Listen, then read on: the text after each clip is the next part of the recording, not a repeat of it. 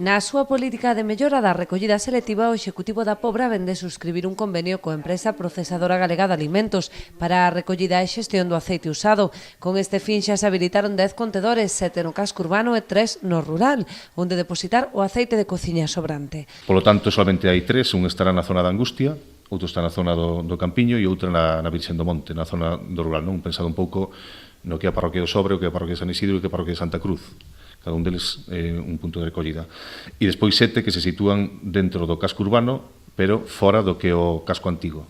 O depósito realizarase en botellas pechadas para facilitar a recollida deste aceite, que posteriormente será trasladado a unha empresa de reciclaxe para a súa conversión en biodiesel. O sistema de recollida vai ser colectores de exterior específicos, tipo botella dentro, o que evita pois a recollida de outros xeitos como é a recollida a granel.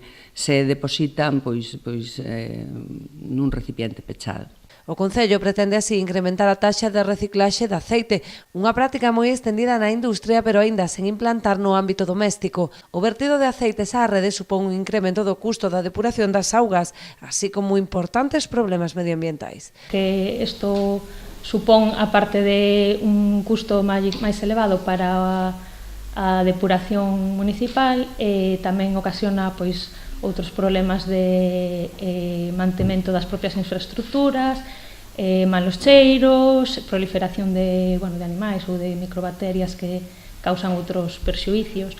Ademais da colocación dos contedores, o Concello está a desenvolver campañas de sensibilización cidadá sobre a recollida selectiva. A próxima será mañá co reparto de información no Mercadiño.